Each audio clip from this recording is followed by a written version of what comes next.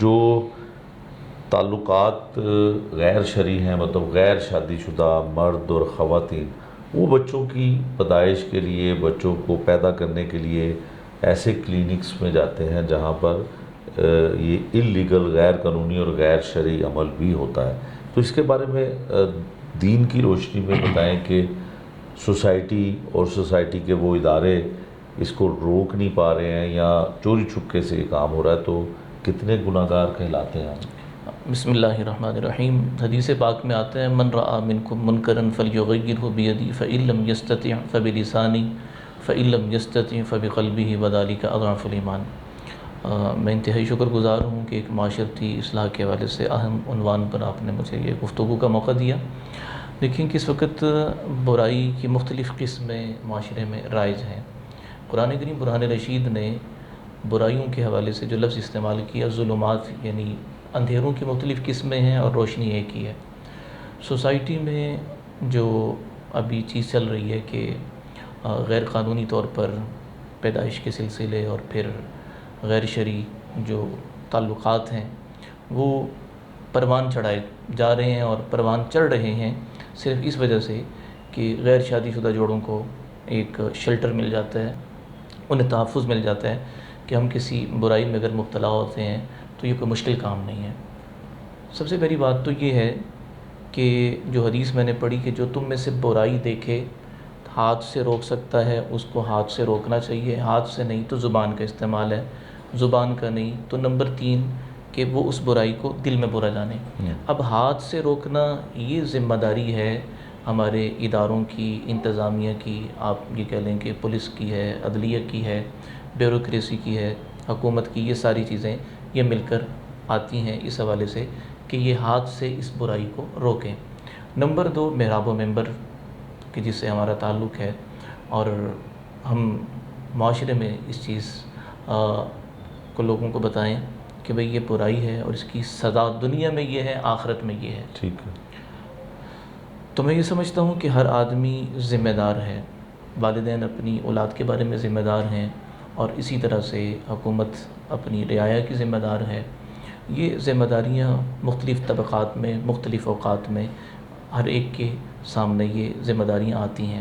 تو سوسائٹی میں جو کمی ہے وہ اپنے منصب کو، یعنی جو یعنی آپ کہہ سکتے ہیں کہ فرائض سے کوتاہی ہے۔ آپ دیکھیں کہ جو فورسز ہیں ان کا کیا کام ہے کہ برائی کو دیکھ کر برائی کو روکنا، لیکن یہاں پر تو بتے دیے جا رہے ہیں، یہاں تو ایسے غیر قانونی کلینکس وہ تو باقاعدہ منتھلیاں بھیج رہے ہوتے ہیں ان اداروں کو جنہوں نے ان چیزوں کو روکنا ہوتا ہے۔ تو کسی واسطے سے جب کوئی چیز سامنے آ جاتی ہے تو وہاں بھی پھر ہم تقسیم کا شکار ہو جاتے ہیں کہ یہ کیا ہے، یہ ویسا کیا ہے۔ تو میں یہ سمجھتا ہوں کہ ایسے ادارے کہ ایسے لوگوں کو تحفظ دینے والے کہ جو بدکاری اور برائی کا عمل کر کے پھر اس کے نتیجے میں پیدا ہونے والی اولاد وہ یا تو بیچ دیتے ہیں یا گندگی کی جگہوں پر، گندے نالوں کے کناروں پر یا گندے نالوں کے اندر، بہتی ہوئی نہروں کے اندر پھینک جاتے ہیں، یہ انسانیت کا قتل ہے۔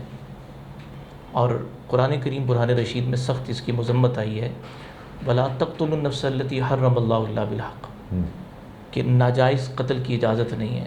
ایک انسان ناجائز قتل کس طرح سے؟ ناجائز قتل یہ کہ قصاصاً اس کو قتل نہیں کیا جا رہا، اور کوئی جنگی دشمن نہیں ہے، بغیر کسی جرم کے چھوٹی موٹی ہاتھا پائی ہوئی اور آدمی اس کو مار دیتا ہے۔ تو یہاں پہ تو وہ ایک نومولود، وہ تو ابھی بامشکل اپنی آواز نکال رہا ہے، اس کو کس جرم کی پاداش میں مارا جا رہا ہے؟ اپنے گناہوں پہ پردہ ڈالنے کے لیے ایک انسان کی جان لی جا رہی ہے۔ اور پھر اگلی چیز یہ ہے کہ ایسے بچوں کو پیدا کر کے جو فروخت کیا جاتا ہے، جی ہاں، یہ گھنونا کاروبار، جی بالکل، پورا ایک مافیا بن چکا ہوا ہے۔ تو دیکھیں بے اولاد لوگ لیتے ہیں، اور جو بے اولاد لوگ حضرت ایسے بچوں کو پالنے کی ذمہ داری لیتے ہیں، ان کی گود خالی ہوتی ہے، اولاد جیسی نعمت سے اللہ تعالیٰ جو ہے وہ نہیں نوازتا ان کو کسی بھی وجہ سے، تو وہ پھر جو ایسے بچوں کی پیدائش جو غیر قانونی طور پہ، غیر شرعی طور پہ ہوتی ہے، اور ان کو پھر گود لے لیتے ہیں، چند پیسوں کے عوض میں خرید لیتے ہیں، تو اس کا کیا دین کے دیکھیں حساب صحیح بخاری کی روایت ہے جس کا مفہوم ہے، اللہ کے نبی صلی اللہ علیہ وسلم نے فرمایا کہ کسی آزاد شخص کو جو خریدتا ہے بیچتا ہے تو اس آزاد انسان کی قیمت کھانے والے کے خلاف قیامت کے دن میں دعویٰ کروں گا. یہ صحیح بخاری کی روایت کا مفہوم ہے. یعنی اتنا بڑا جرم ہے کہ ایسے کسی آزاد کو، کیونکہ وہ جو اس نتیجے میں پیدا بدکاری کے نتیجے میں پیدا ہونے والی اولاد وہ ہے تو آزاد ہی ہے، یعنی وہ غلام نہیں ہے.